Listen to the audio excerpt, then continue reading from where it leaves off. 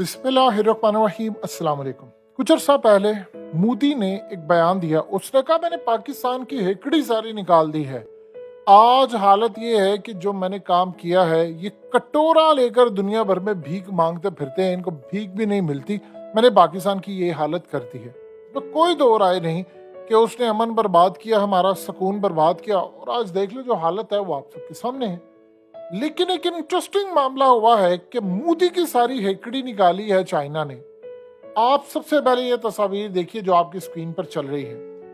ये वो तस्वीर हैं जो इंडियन मीडिया को टीवी चैनल्स पर, चाहे वो अर्नब गोस्वामी हो, सुधीर चौधरी हो, कोई चैनल हो, कोई एंकर हो, उसको दिखाने की इजाजत नहीं। मोदी ने कहा था ना कोई घुसा है ना कोई घुसा हुआ है, ना कोई घुस सकेगा।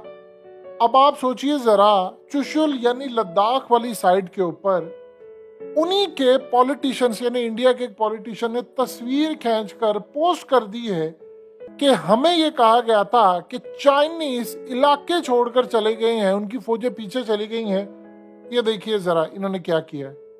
उन्होंने कहा कि चाइनीज कोई फौजें पीछे छोड़कर नहीं गए, बल्कि चाइना ने हमारे इलाके पर कब्जा करके सारे का सारा इंफ्रास्ट्रक्चर बना लिया है। और वो इलाका जिस पर मोदी आपको कहता रहा कि ये जी ये फलाना है, ये हमने ले लिया है, उनकी फौजें निकल आई हैं, सब कुछ, ये सब झूठ था, फ्रॉड था। अब इस सूरत हाल में एक इंटरेस्टिंग मामला ये है कि एक और तस्वीर थी साथ जिसमें ये मकानात बने हैं, इंफ्रास्ट्रक्चर है। उसने कहा कि देखिए जरा, हमें यहाँ पर आकर कहते हैं कि ऐसा हो गया वैसा हो गया, और हालत ये है कि इस वक्त चाइना ने उन इलाकों पर जो भारत के थे कब्जा करके बिल्डिंग्स खड़ी कर ली, टावर बना लिए, पूरा इंफ्रास्ट्रक्चर बना लिया, रहने का सब कुछ कर लिया। और इस वक्त हालत ये है कि वो सारा चाइना के पास है, और हमें बेवकूफ़ बनाया ये जाता रहा कि देखो नहीं मैंने उसकी हेकड़ी निकाल दी, मैंने चाइना को, उसकी फौजों को। अब आप सोचिए जरा, जो सबसे ज्यादा बड़ी बात है कि अगर मोदी ने पूरा मीडिया कंट्रोल किया है, सियासतदान कंट्रोल किए हैं, राहुल गांधी तक के अरेस्ट वारंट निकल आए थे और उसको डिस्क्वालिफिकेशन का सामना था पिछले दिनों। तो आप एक बात बता दें कि बाकी कौन रह जाता है। तो फिर ये मामला कैसे आया कि इसके हाथ से निकल गया। इंडिया में हर किसी को या तो पाकिस्तानी एजेंट कहा जाता है या फिर वो कहते हैं जी ये चाइनीज एजेंट है, लेकिन हो सकता है कुछ ठीक भी हो चाइनीज। अब ये जो तस्वीर सामने आई है, वहां पर बीजेपी का ख्याल है कि इसके पीछे चाइना है। चाइना ने वहां के सियासतदानों के जरिए ये तस्वीर सामने लेकर आए हैं, और वो तस्वीर इसलिए लेकर आए हैं कि पूरे भारत को ये पता चले कि देखो मोदी जो कहता है मेरे मसल्स ये है, मैं ये कर दूंगा, 56 इंच का जो मेरा सीना है, मैंने ये कर दिया वो कर दिया। तो इस सूरत हाल में 56 इंच का सीना वो 30 इंच का सीना भी नहीं रहा। और यहाँ पर उन्होंने ये काम करने की कोशिश की है कि मोदी अब पूरे भारत को जवाब देता फिर कि हाँ हाँ ये क्यों है। यानी असल में वो ये चाह रहे हैं कि जी अब इंडिया को एडवेंचर करने की कोशिश करे ताकि हम उनको मजीद लड़ाई करें, हमें भी मौका मिले और हम मजीद इलाकों को फतह करें।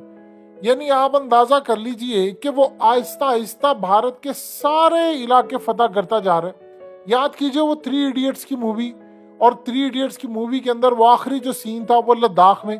आप अंदाजा कर लें जहां पर आमिर खान ने वो फिल्म शूट की, राजकुमार हिरानी ने वहां पर वो सारी फिल्म उसकी शूट की।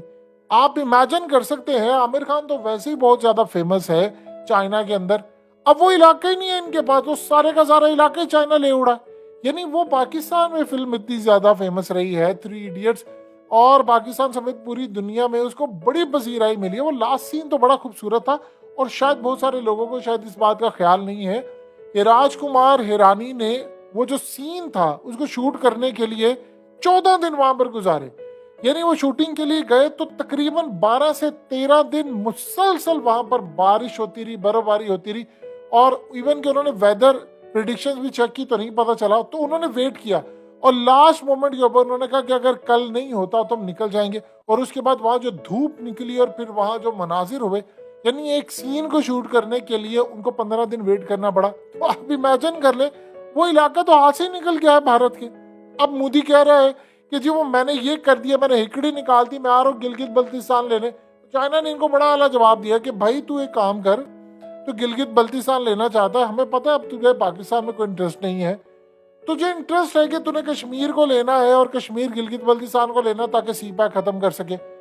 अच्छा तो एक काम कर, तू पहले अपने तो इलाके वापस ले ले, यानी छोड़ो उसको। ये इतना कमाल है, जो लोग ये कह रहे हैं कि चाइनीज इसके पीछे है, उनकी लॉजिक बड़ी जबरदस्त है। वो क्या कहते हैं? वो ये कहते हैं कि चाइना ने माइंड डाइवर्ट कर दिया है, पूरे भारत को उसने कह दिया है कि तुम्हें मीडिया पर ये दिखाने की इजाजत नहीं है, तो लिहाजा ये देखो। अब सवाल ये है कि क्या वाकई पॉलिटिशियंस किसी के लिए काम करते हैं? ये तो भारत को देखना है कि वो क्या कर सकता है क्या नहीं। लेकिन एक बात बड़ी जबरदस्त तय हो गई है कि चाइना के पास है बहुत ज्यादा प्लान्स। तुम आओगे गिलगित बल्तिस्तान, पाकिस्तान कुछ करे ना करे, चाइना ने वहां से उनका पूरा इलाका फतह करते जाना है और उनको तिगनी का नाच नचा देना है। याद कीजिए जब लद्दाख फतह करना था तो उस वक्त क्या सूरत हाल हुई थी? उस वक्त एक चाइनीज प्रोफेसर ने कहा था ये चोटियां छोड़ नहीं रहे थे इलाके, जो पॉइंट्स है फिंगर पॉइंट्स। उस वक्त चाइना ने ईएमपी का इस्तेमाल किया, इलेक्ट्रोमैग्नेटिक पल्स वेपन, और उनके फौजियों को मारी लेजर, और वहां पर उनको उल्टी आना शुरू हो गई, उनका दिल घबरा गया और वो चोटियों से गिरना शुरू हो गए। चाइना ने वहां पर जाकर कब्जा किया। अब इंडियन फौज ने तो इसका डिनाई किया, उन्होंने कहा जी ऐसी कोई सूरत हाल नहीं, चाइना चुप रहा। मजे की बात यह है कि चाइना के अंदर देखिए कोई प्रोफेसर हो या कोई हो, उनकी हुकूमत की मर्जी के बगैर नहीं बात कर सकता। ये तो इतना जबरदस्त मामला था। मोदी कहां पर खड़ा है? अब आप बताइए, आप लेकर दिखाए ना जरा। आपने कहा कश्मीर लेना है, गिलगित बल्तिस्तान लेना, फलाना लेना, और भाई ये लो। हमारी तरफ से ठीक है, आपको कोई जवाब नहीं आया, और ये बात ठीक है कि हमने आज तक आपका 1 इंच भी नहीं लिया। आप चाइना को तो जवाब दो जाकर। यानी अब सूरत हाल ये पैदा हो गई है कि जितना ये बार बार कह रहे हैं, अमेरिका को कह रहे हैं, इसराइल को वहां पर लेकर है। अब जानते हैं जब बेका एग्रीमेंट हुआ उसके बाद से इन्होंने कश्मीर वाली साइड से पूरी तरह वो डिवाइसेस इंस्टॉल किए, पाकिस्तान को भी मॉनिटर करें, चाइना को भी मॉनिटर करें, और पूरी तैयारी करके बैठे हैं कि हमने इधर आना उधर आना। आप इस सारी सूरत हाल के अंदर जो मर्जी करें, जिस दिन आपने ये काम किया 2 फ्रंट खुलेंगे।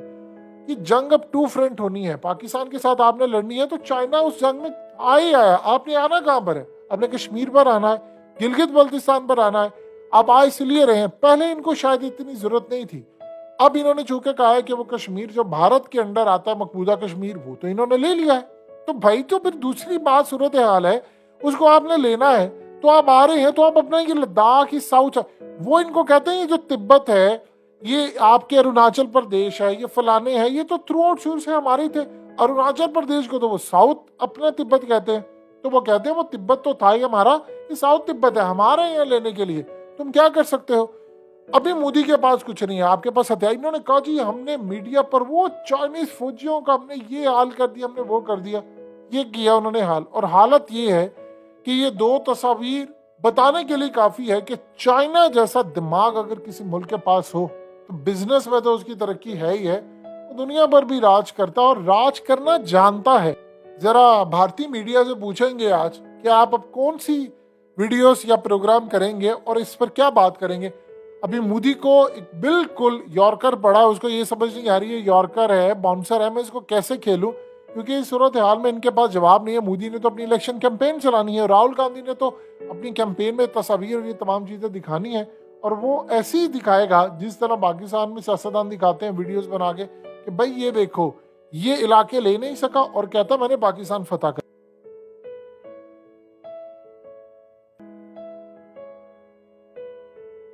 हकीकत टीवी को सब्सक्राइब करना मत भूलें, वीडियो को लाइक करें, शेयर करें और कमेंट सेक्शन में अपनी राय का इजहार जरूर करें।